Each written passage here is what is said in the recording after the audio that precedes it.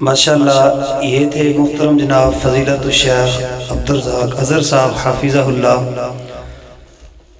ساڈی اج دی اس کانفرنس دے آخری خطیب فضیلت الشیخ حضرت مولانا حافظ محمد یوسف لاہوری صاحب انشاءاللہ وہ بیان فرماتے ہیں۔ محترم جناب فضیلت الشیخ حضرت مولانا حافظ محمد یوسف لاہوری صاحب۔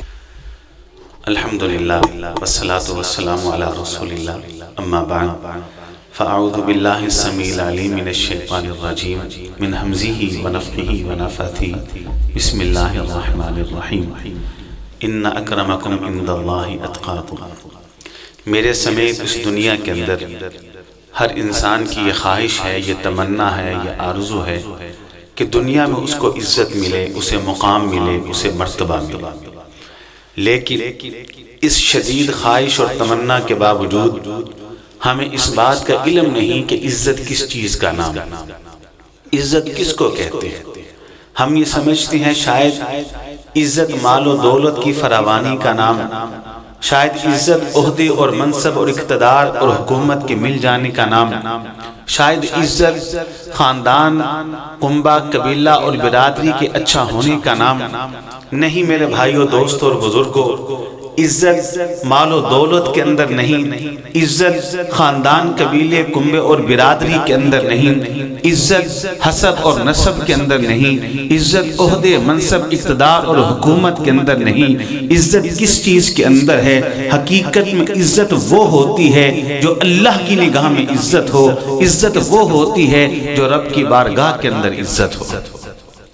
عزت وہ ہے کہ جس کو اللہ عزت کہے، ان اکرمکم عند اللہ اتقاکم، اور مالک یہ بات کہتے ہیں کہ لوگوں تم عزت کرتے ہو حسب کی وجہ سے، تم عزت کرتے ہو نسب کی وجہ سے، تم عزت کرتے ہو خاندان کی وجہ سے، تم عزت کرتے ہو کنبے اور قبیلے کی وجہ سے، تم عزت کرتے ہو برادری کی وجہ سے، تم عزت کرتے ہو عہدے اور منصب کی وجہ سے، تم عزت کرتے ہو اقتدار اور عہدے کی وجہ سے، تم عزت کرتے ہو مال و دولت کی فراوانی کی وجہ سے، لیکن یاد رکھنا ان اکرمکم عند اللہ اتقاکم، نہ میں حسب کو دیکھتا ہوں، نہ میں نسب کو دیکھتا ہوں، نہ میں خاندان کو دیکھتا ہوں، نہ میں قبیلے کو دیکھتا ہوں، نہ میں کنبے کو دیکھتا ہوں، نہ میں برادری کو دیکھتا ہوں، نہ میں جماعتوں کو دیکھتا ہوں، نہ میں چہروں کو دیکھتا ہوں، نہ میں جسموں کو دیکھتا ہوں، نہ میں عہدوں کو دیکھتا ہوں، نہ میں اقتدار کو دیکھتا ہوں، نہ میں حکومتوں کو دیکھتا ہوں، نہ میں بادشاہتوں کو دیکھتا ہوں، نہ میں مال و دولت کو دیکھتا ہوں، نہ میں جائیداد کو دیکھتا ہوں۔ ان اکرمکم عند اللہ اتقاکم، اگر میری نگاہ میں عزت حاصل کرنی ہے، اگر میرے ہاں مقام اور مرتبہ حاصل کرنا ہے تو میں عزت کرتا ہوں تو تمہارے عمل اور کردار کی وجہ سے عزت کرتا ہوں۔ عزت وہ جو اللہ کی نگاہ میں عزت ہو۔ صحیح بخاری، صحیح مسلم، ابو داود اور قریب حدیث کی ہر کتاب کے اندر یہ روایت موجود ہے۔ نبی علیہ السلام تشریف فرما ہے، ایک صحابی آپ کے پہلو میں بیٹھے، بالکل دائیں جانب پہلو میں بیٹھے، اور نبی علیہ السلام بھی تشریف فرما ہے، سامنے راستہ اور راستے سے ایک شخص گزرتا ہے۔ کیسے گزرتا ہے؟ عالی شان گھوڑا ہے، قیمتی گھوڑا ہے، بہترین لباس اور پوشاک اس نے پہنی ہوئی، اپنی سواری کے اوپر سوار ہے، آگے نوکر، پیچھے غلام، وہ گزر رہا ہے۔ نبی علیہ السلام اس سوار کو دیکھتے ہیں، اس کی سواری کو دیکھتے ہیں، اس کے لباس کو دیکھتے ہیں، اس کے نوکروں، خادموں اور غلاموں کو دیکھتے ہیں۔ جہاں سے گزرتا ہے لوگ اس کو سیلوٹ مارتے ہیں، اسے سلام کرتے ہیں، اس کے سامنے جھکتے ہیں۔ نبی علیہ السلام نے اس پہلو میں بیٹھے صحابی سے کہا، اس انسان کے بارے میں تبصرہ کر، یہ کیسا انسان ہے؟ پہلو میں بیٹھا انسان کہتا ہے، اللہ کے رسول علیہ السلام من اشراف الناس، اس انسان کے بارے میں سوال کرتے ہیں، من اشراف الناس، یہ تو چودھری ہے، یہ تو لینڈ لارڈ ہے، یہ تو وڈیرا ہے، یہ تو مالدار ہے، یہ تو صاحب مال ہے، یہ بڑا ہی عزت والا انسان ہے۔ اس کے نوکر دیکھے، اس کے غلام دیکھے، اس کی سواری دیکھے، اس کی شان دیکھے، یہ تو اتنا عزت دار ہے، اگر کسی گھر کے دروازے پہ دستک دے لوگ اس کے استقبال کے لیے لیے گھروں کے دروازوں کو کھول دے، اگر کسی گھر کے اندر پیغام نکاح بھیجے، لوگ اس کے نکاح میں اپنی بیٹیوں اور بہنوں کو دینے کے لیے تیار ہیں، کسی کی سفارش کرے، لوگ اس کی سفارش کو قبول کرنے کے لیے تیار ہیں۔ من اشراف الناس، بڑا عزت دار آدمی ہے۔ آپ چوپ ہیں، وہ گزر جاتا، چند ہی لمحوں کے بعد اسی راستے سے ایک اور شخص گزرتا، بال پرا گندا ہے، لباس سادہ سا پھٹا پرانا سا ہے، پاؤں میں جوتا ہے ٹوٹا ہوا، جسم لاغر کمزور ہے، گردن جھکی ہوئی ہے، پیرانہ ساری اور کمزوری کی وجہ سے چلنے میں دشواری ہے، بھوک کا مارا ہوا، افلاس کا مارا ہوا، فاقوں کا مارا ہوا، غربت کا مارا ہوا۔ ہاں، اللہ کے رسول علیہ السلام نے دیکھا، پہلو میں بیٹھے صحابی سے کہا، تم نے پہلے انسان کے بارے میں تبصرہ کیا، اب اس کے بارے میں تبصرہ کر، یہ کیسا انسان ہے؟ وہ پہلو میں بیٹھے صحابی کہتے ہیں، اللہ کے رسول علیہ السلام، یہ بیچارہ غربتوں کا مارا ہوا، افلاس کا مارا ہوا، فاقوں کا مارا ہوا، یہ بھوک کا مارا ہوا، اس کے پاس تو رہنے کے لیے گھر کوئی نہیں ہے، اس کے پاس تو پہننے کے لیے لباس اور کپڑا کوئی نہیں ہے، اس کے پاس تو کھانے کے لیے 2 وقت کی روٹی کوئی نہیں ہے، یہ غربتوں کا مارا ہوا، اس انسان کی دنیا کی نگاہ میں کوئی عزت نہیں۔ اگر یہ کسی گھر کے دروازے پہ دستک دے، لوگ اس کے لیے دروازہ نہ کھولے، کوئی فقیر، کوئی محتاج، کوئی سائل کو منگتا آ گیا ہے، کسی کے گھر کے اندر پیغام نکاح بھیجے، لوگ اس کے نکاح میں بیٹی دینے کے لیے تیار نہ ہو کہ میری بیٹی اس کے گھر میں جا کے کیا کھائے گی، کیا پہنے گی، کسی کی سفارش کرے، لوگ اس کی سفارش کو قبول کرنے کے لیے تیار نہیں۔ لیکن ہاں، اللہ کے رسول علیہ السلام بندہ یہ مومن مسلمان ہے، پہلا کافر تھا۔ تب رسول اکرم صلی اللہ علیہ وسلم نے اپنی زبان نبوت سے یہ بات ارشاد فرمائی، اور میرے ساتھی وہ پہلا جو آیا تھا جس کے پاس عالی شان سواری تھی، بہترین لباس تھا، درہم و دینار کی چمک دمک نظر آ رہی تھی، وہ جو چودھری تھا، لینڈ لارڈ تھا، وڈیرا تھا، وہ جس کے گھر کس کے لیے لوگ استقبال کے لیے نکلے ہوئے تھے، اللہ کی قسم ویسے ساری دنیا کے مالدار، ساری دنیا کے وڈیرے، ساری دنیا کے چودھری، ساری دنیا کے سردار اکٹھے ہو کے آ جائیں، جو عزت، جو مقام اور مرتبہ اللہ کی نگاہ میں اس مومن کا ہے، ساری دنیا کے لینڈ لارڈ مل کر بھی اس مقام اور مرتبے کا مقابلہ نہیں کر سکتے۔ اللہ اکبر۔ کہا جو اس کی عزت ہے اللہ کی نگاہ میں، عزت وہ جو اللہ کی نگاہ میں عزت ہو، مقام اور مرتبہ وہ جو رب کی نگاہ کے اندر مقام اور مرتبہ ہو۔ اور صحیح مسلم کے اندر حدیث موجود ہے، کان کھول کے ذرا حدیث سننے والی، نبی علیہ السلام ارشاد فرماتی ہیں، بنی اسرائیل میں ایک عورت، ایک خاتون تھی، اس عورت نے کیا کیا؟ چھوٹا سا شیر خوار دودھ پیتا بچہ اپنے سینے سے لگایا ہوا ہے، اور وہ بچہ ماں کے سینے سے لگ کے، ماں کی چھاتی سے لگ کے دودھ پی رہا تھا۔ شیر خوار دودھ پیتا بچہ ماں کے سینے سے لگا ہوا دودھ پی رہا ہے۔ ماں اچانک ایک منظر دیکھتی، وہی منظر جو پچھلی حدیث کے اندر ہے۔ ماں کیا دیکھتی ہے؟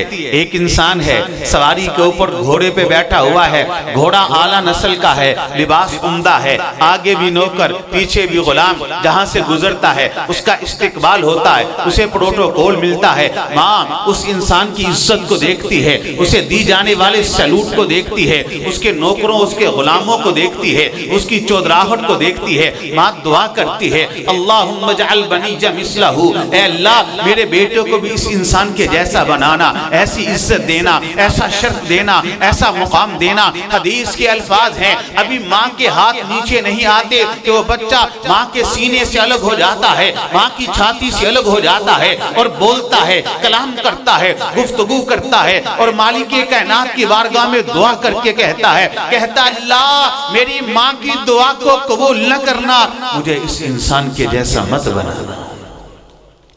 ماں بڑی حیران، دودھ پیتا بچہ ہے، شیر خوار بچہ ہے، دودھ پیتا بچہ تو کلام نہیں کر سکتا، دودھ پیتا بچہ تو بول نہیں سکتا، شیر خوار بچے کی زبان کے اندر تو قوت گویائی نہیں ہوتی، میرے بچے نے کلام کیسے کر لیا؟ اگر کلام کیا ہی تو ماں کی مخالفت میں کلام کیوں کیا؟ بچہ پھر ماں کی چھاتی سے لگ کے، سینے سے لگ کے دودھ پی رہا ہوتا۔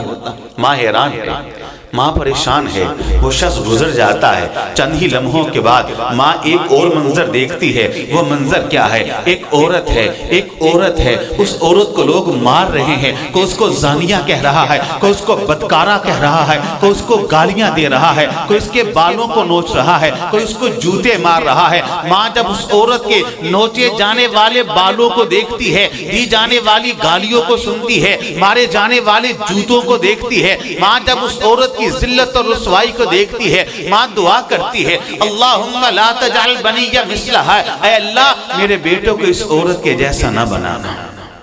حدیث کے الفاظ ہیں، وہ بچہ پھر ماں کے سینے سے الگ ہوتا ہے، ماں کی چھاتی سے الگ ہوتا ہے، اور پھر دعا کرتا ہے، اے اللہ میری ماں کی دعا کو قبول نہ کرنا، مجھے بنانا تو اس عورت کے جیسا بنانا۔ ماں پھر حیران ہے، بچہ پھر سینے سے لگتا ہے، دودھ پینا شروع کر دیتا ہے، ماں حیران ہے، ماں پریشان ہے، بچہ کلام کیسے کر رہا ہے۔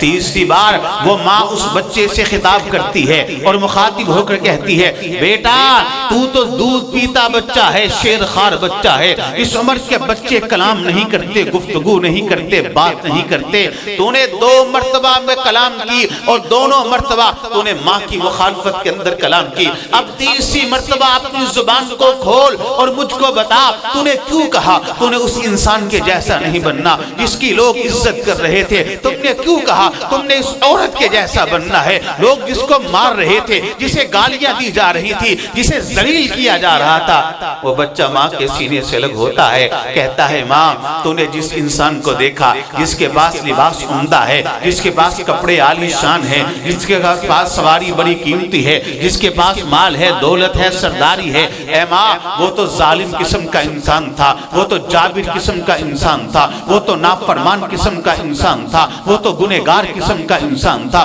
لوگ دنیا کی نگاہ میں اس کی بڑی عزت ہے لیکن مالک کی نگاہ میں اس کی کوئی عزت نہیں تھی، مرتے ہی جہنم کا انگارہ بن جائے گا۔ اور اے ماں تو نے جس عورت اور بڑھیا کو دیکھا لوگ اس کو گالیاں دے رہے تھے، لوگ ان کو مار رہے تھے، لوگ اس کو زانیہ کہہ رہے تھے، لوگ اس کو چور کہہ رہے تھے، لوگ اس کو بدکارہ کہہ رہے تھے، ماں لوگ اس کو زانیہ کہہ رہے تھے، اللہ جانتا ہے اس نے زنا نہ کیا تھا، لوگ اس کو بدکارہ کہہ رہے تھے، اللہ جانتا ہے اس نے بدکاری نہیں کی تھی، لوگ اس کو گالیاں دے رہے تھے، اللہ جانتا ہے وہ بے قصور تھی۔ اے ماں دنیا کی مصیبتوں پہ صبر کی وجہ سے اللہ کے ہاں اس کی بڑی عزت ہے، بڑا مقام اور مرتبہ ہے، جنت کے باغات اللہ نے اس کے لیے تیار کر دیے۔ میں نے اس لیے کہا اللہ مجھے اس انسان کے جیسا نہ بنا جس کی تیرے ہاں کوئی عزت نہیں، اللہ مجھے اس عورت کے جیسا بنا جس کی تیری نگاہ کے اندر عزت ہے۔ اللہ عزت وہ جو اللہ کی نگاہ کے اندر عزت ہو۔ اب آخری واقعہ سن لیں کہ اللہ تعالیٰ اپنے بندوں کو عزتیں کیسے دیتا ہے۔ غزوہ خندق، اور غزوہ خندق کے موقع کے اوپر آپ جانتے ہیں ٹکراؤ نہیں ہوا، تصادم نہیں ہوا، بیچ میں خندق تھی، دونوں لشکر آمنے سامنے تھے اور مسلمان مدینے کا دفاع کر رہے اور مدینہ کے اندر یہودی تھے۔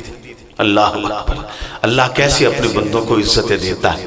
تیر دونوں طرف سے چلے، ایک تیر آیا اور آ کر حضرت سعد ابن معاذ رضی اللہ تعالیٰ عنہ صحابی ہیں، ان کے بازو پہ لگتا ہے۔ بازو پہ ایک رگ ہوتی ہے، اس رگ کا نام ہے اکحل رگ۔ اکحل رگ پہ تیر لگا، تیر نکالا، لہو بہنا شروع ہو جاتا ہے، خون بہتا ہے، خون کو روکتے ہیں، بازو سوج جاتا ہے، اگر خون کو بہنے دیتے ہیں موت کا ڈر ہے۔ حضرت سعد ابن معاذ موت اور زندگی کی کشمکش میں ہوتے ہیں، لہو بہ رہا ہے، لہو کو بند کرتے ہیں، بازو سوج جاتا ہے، اسی کشمکش میں ہوتے ہیں۔ اچانک خبر ملتی ہے، خبر کیا ملتی ہے؟ مدینہ کے یہودیوں نے، بنو قریظہ کے یہودیوں نے بد عہدی کر دی ہے، سارے وعدے توڑ دیے، سارے معاہدے ختم کر دیے۔ یہودیوں نے کہا ہمارا مسلمانوں کے ساتھ کوئی معاہدہ نہیں۔ حضرت سعد ابن معاذ کو خبر ملتی ہے، اللہ کی قسم صحیح بخاری کی الفاظ ہے، حضرت سعد ابن معاذ اپنے دونوں ہاتھوں کو اللہ کی بارگاہ میں اٹھا لیتے ہیں اور دعا کیا کرتے ہیں؟ کہتے ہیں اللہ جب تک یہ تیرا یہ بندہ سعد مدینہ واپس پلٹ کے یہودیوں کے قتل سے اپنے سینے کو ٹھنڈا نہ کر لے، اللہ سعد کو موت نہ دینا۔ اللہ صحیح بخاری کے الفاظ ہیں، ابھی حضرت سعد ابن معاذ کے ہاتھ نیچے نہیں آئے تھے کہ اکہر رگ سے خون بہنا بند ہو جاتا ہے۔ اللہ فوراً اللہ نے دعا کو قبول کی۔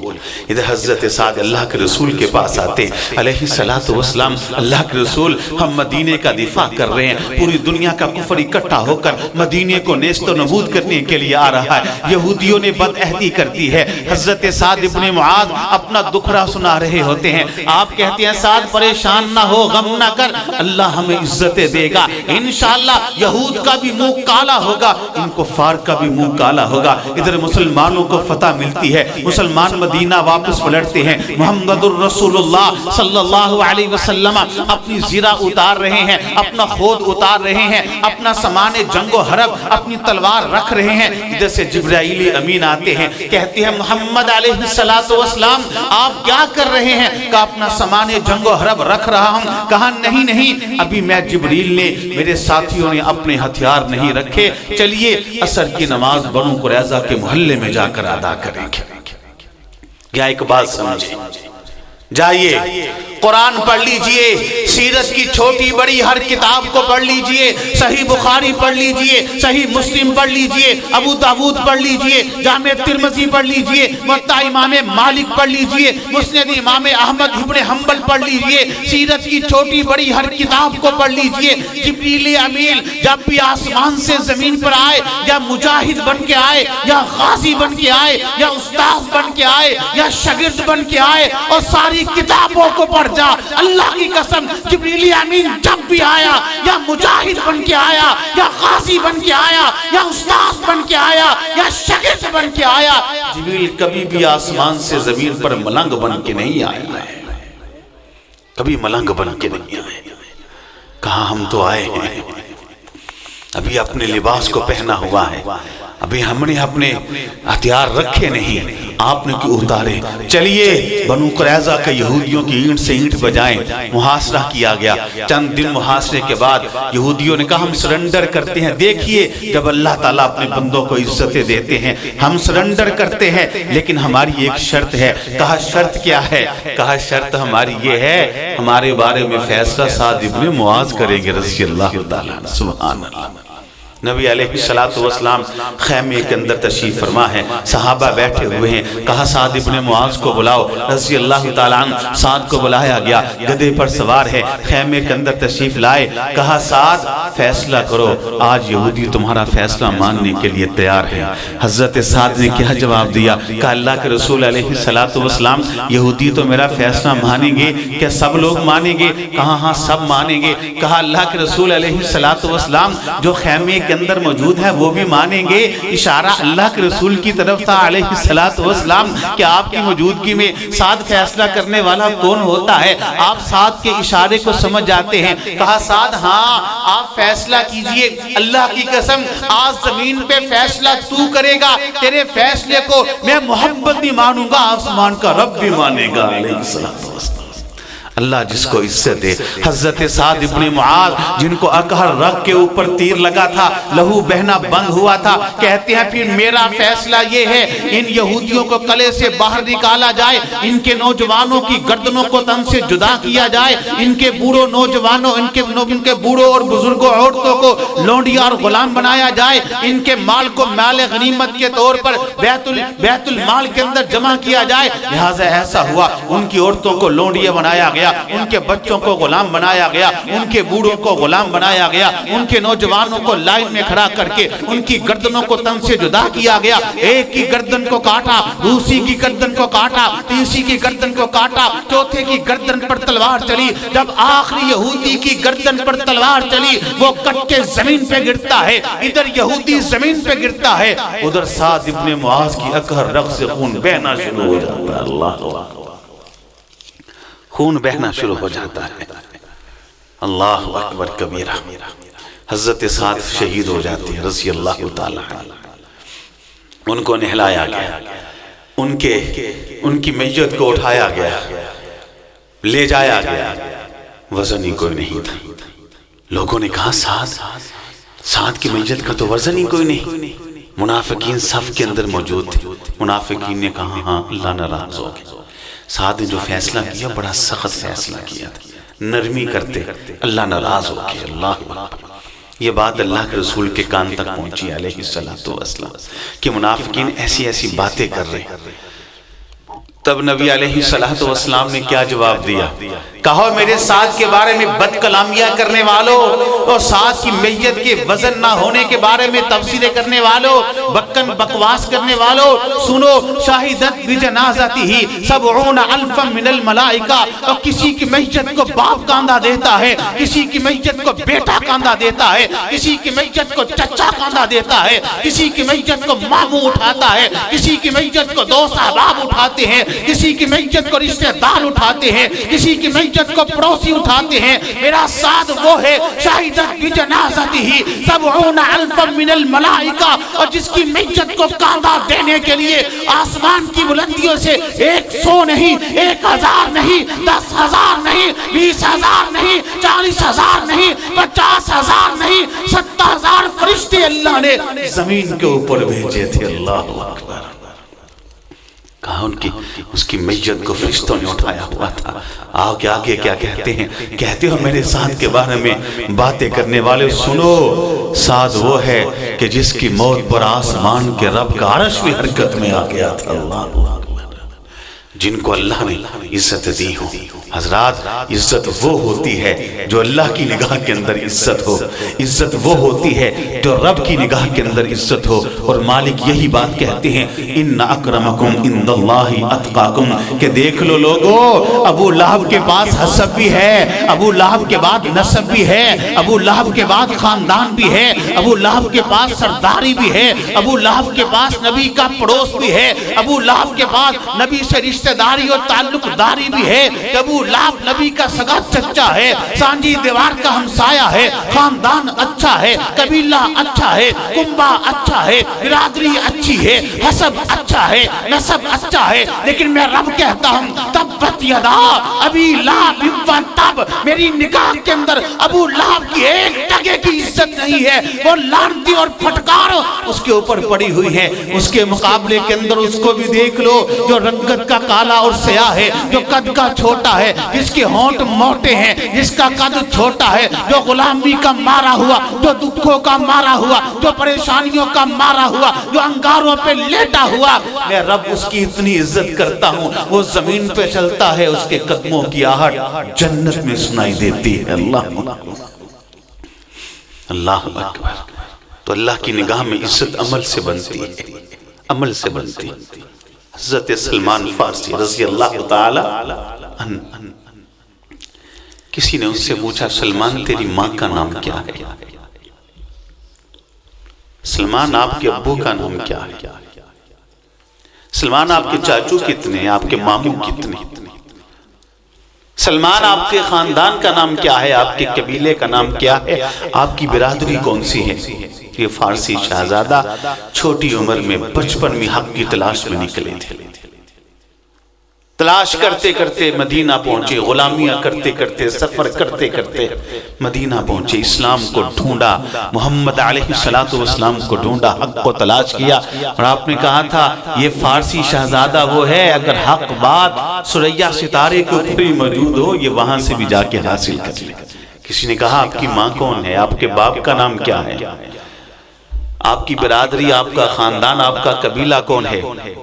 سلمان آگے سے جواب دیتے، اور ماں کا نام پوچھنے والوں، باپ کا نام پوچھنے والوں، چاچے مامے پوچھنے والوں، خالہ پھوپھیاں پوچھنے والوں، برادری خاندان قبیلہ پوچھنے والوں، سنو ماں فارس میں رہ گئی، باپ فارس میں رہ گیا، چاچے مامے فارس میں رہ گئے، خاندان قبیلہ کنبہ برادری سب فارس کے اندر رہ گیا. سلمان کی ایک ہی پہچان ہے، سلمان اسلام کا بیٹا ہے. اللہ ماں کا نام یاد نہیں، باپ کا نام یاد نہیں، برادری کون سی ہے کچھ پتہ نہیں، خاندان قبیلہ کون سا ہے کچھ پتہ نہیں، چاچو کتنے ہیں، ماموں کتنے ہیں کچھ پتہ نہیں. لیکن مجھے سچ بتانا سلمان کو اللہ نے عزت دی کہ نہ دی؟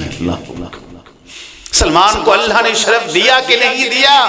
اور بلال کے پاس کچھ نہیں، بتاؤ بلال کو اللہ نے عزت دی کہ نہ دی؟ اور مجھ کو بتاؤ کہ صحاب صفہ والے وہ چبوترے میں رہنے والے، اللہ کی قسم صحیح بخاری کے اندر ہے، آپ نماز فجر پڑھاتے ہیں، وہ غشی کے دورے پڑھتے ہیں، وہ بے ہوش ہو کے زمین پہ گرتے ہیں، آپ نماز سے فارغ ہوتے ہیں، اپنے ساتھیوں کو دیکھ کے کہتے ہیں صفہ والو ان فاقوں پہ پریشان نہ ہونا، اس غربت پہ پریشان نہ ہونا، اس بے ہوشی پہ پریشان نہ ہونا، لو تدرونا اگر تمہیں پتہ چل جائے تمہاری اس بھوک کی اللہ کی ہاں قدر و قیمت کیا ہے، تم اللہ سے دعا کرو اللہ ہماری بھوک اور زیادہ بڑھا دے۔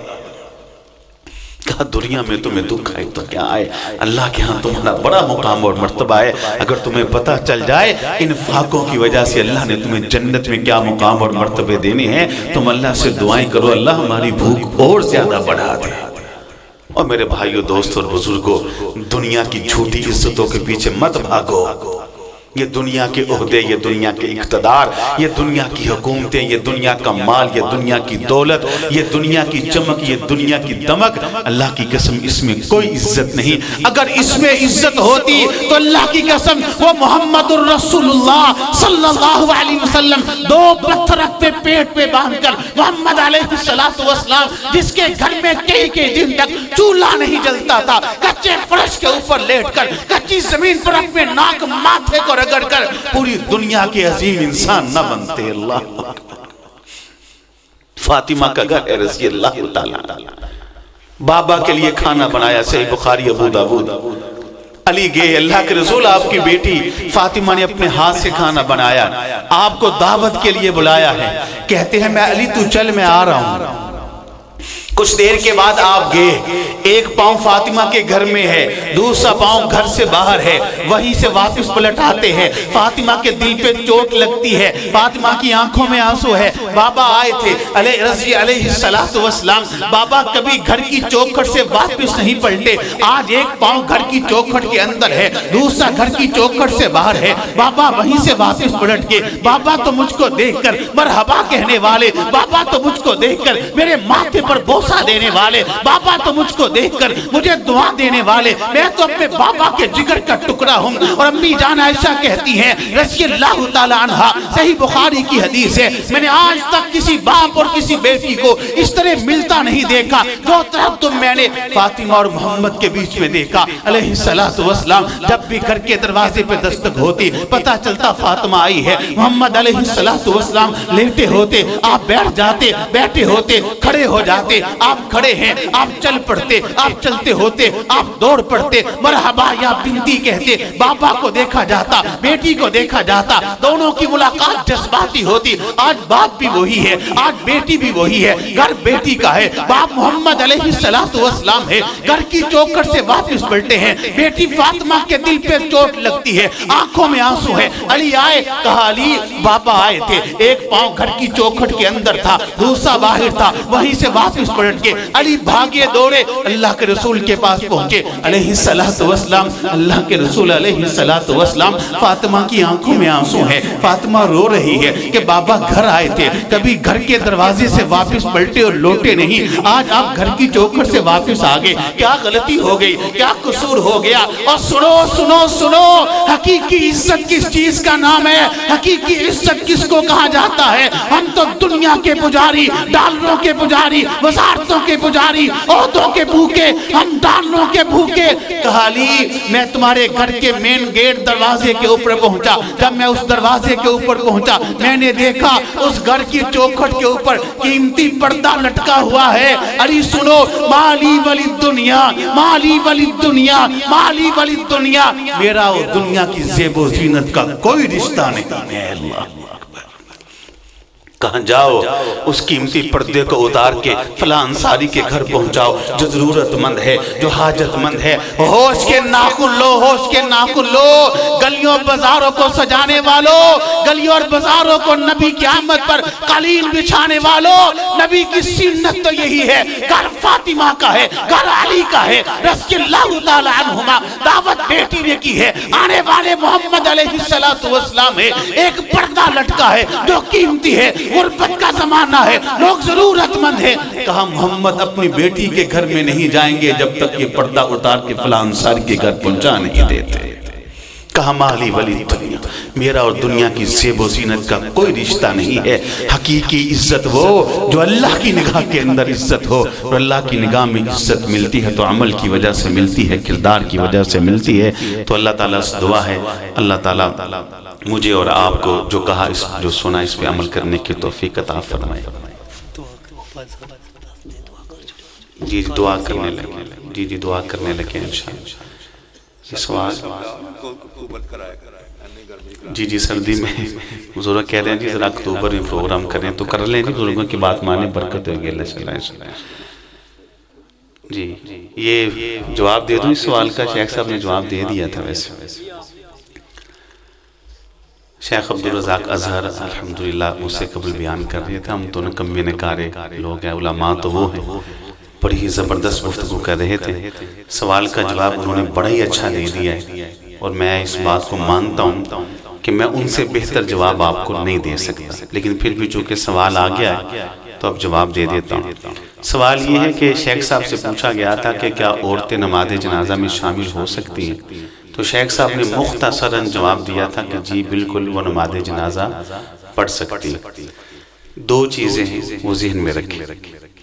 پہلی بات یہ ہے کہ عورتیں باقاعدہ طور پر نماز جنازہ میں شرکت کے لیے جنازگاہ جائیں، جس طرح کہ ہمارے ہاں قبرستان کے پاس نماز جنازگاہ ہوتی ہے، لوگ جاتے ہیں، تو یہ کتاب و سنت سے ثابت نہیں ہے، قرآن و حدیث سے ثابت نہیں۔ ہاں اگر کبھی اتفاق سے ایسا موقع بن جائے کہ نماز جنازہ پڑھنے کا ان کو موقع مل گیا ہے تو وہ پڑھ سکتی ہیں۔ مثال کے طور پر بارش ہے یا کوئی اور مسئلہ ہے، نماز جنازہ مسجد کے اندر ہو رہا ہے، خواتین نماز کے لیے تشریف لائی، یا پھر خواتین وہاں خطبہ جمعہ سننے کے لیے آئی، یا وہاں عورتوں کے لیے پردے کا اہتمام تھا وہ نماز جنازہ کے لیے آ گئی ہیں، تو ان حالات میں وہ نماز جنازہ ادا کر سکتی ہیں۔ باقاعدہ اہتمام کے ساتھ جنازے کے ساتھ شریک ہو کر قبرستان تک جانا اور جنازگاہ تک جانا، یہ کتاب و سنت اور قرآن و حدیث سے اس طرح کا جنازہ عورت کا ثابت نہیں۔ سیدہ عائشہ رضی اللہ تعالی عنہ بیان کرتی ہے کہ جب کبھی مسجد نبوی کے اندر کسی میت کو لایا جاتا اور وہاں نماز جنازہ ہوتی تو ہم چونکہ مسجد نبوی کے ساتھ ہمارے حجرے تھے، ہم بھی جنازے کے اندر شریک ہو جائے کرتے تھے۔ تو اس طرح کی شرکت عورت کی جائز ہے، اہتمام کے ساتھ باقاعدگی کے ساتھ شامل ہونا وہ کتاب و سنت قرآن و حدیث سے ثابت نہیں ہے۔ ٹھیک ہو گیا جی انشاءاللہ۔ دعا کا بزرگ کہہ رہے ہیں، تمام ساتھی دعا کریں اللہ تعالیٰ سے شہداء کے لیے بھی جو زخمی ہیں اللہ ان کو شفا دے، اور اللہ تعالیٰ ہمارے علماء کی حفاظت فرمائے۔ الحمدللہ رب العالمین الرحمن الرحیم مالک یوم الدین، اللہم صلی علی محمد وعلی آل محمد کما صلیت علی ابراہیم وعلى آل إبراهيم إنك حميد مجيد، اللهم بارك على محمد وعلى آل محمد كما باركت على إبراهيم وعلى آل إبراهيم إنك حميد مجيد، اللهم اغفر لنا وللمؤمنين والمؤمنات والمسلمين والمسلمات، اللهم ألف بين قلوبهم وأصلح ذات بينهم، اللهم إنك عفو تحب العفو فاعف عنا، يا حي يا قيوم برحمتك نستغيث، اللهم اشف مرضانا ومرضى المسلمين، اذهب الباس رب الناس واشف انت الشافي لا شفاء الا شفاؤك شفاء لا يغادر سقما، ربنا ظلمنا انفسنا وان لم تغفر لنا وترحمنا لنكونن من الخاسرين، ربنا آتنا في الدنيا حسنة وفي الآخرة حسنة وقنا عذاب النار۔ اے اللہ ہم سب کے سارے گناہ معاف کرتے، ساری غلطیاں معاف کرتے، ساری خطائیں معاف کرتے، اللہ ہم سب کے صغیرہ کبیرہ سارے گناہوں سے درگزر فرما، اللہ آئندہ گناہوں سے بچنے کی توفیق عطا فرما، اے اللہ جو بیمار ہیں شفا یاب کرتے، اے اللہ جو بیمار ہیں صحت یاب کرتے، اے اللہ جو بیمار ہیں تندرست کرتے، اے اللہ جو پریشان ہیں ان کی پریشانیاں دور فرما، اللہ جو غمگین ہیں ان کے غم دور کر، اللہ جو دکھی ہیں ان کے دکھ دور فرما، اللہ ہماری تکلیفوں کو رفع فرما، اللہ ہمارے گھروں میں، ہمارے ملکوں میں ہمارے اوپر رحمتوں کا نزول فرما، اللہ ہمارے گھروں میں برکات کا نزول فرما، اے اللہ جو مقروض ہیں قرضے سے نجات عطا فرما، اللہ جو بے اولاد ہیں اولاد صالح عطا فرما، اللہ جن کے ہاں بیٹا نہیں نیک بیٹا دے دے، اللہ جن کے ہاں بیٹی نہیں نیک بیٹی دے دے، اللہ جن کو اولادیں دی ہیں ماں باپ کی آنکھوں کی ٹھنڈک بنا دے، دل کا سکون بنا دے، عزت کا سبب بنا دے،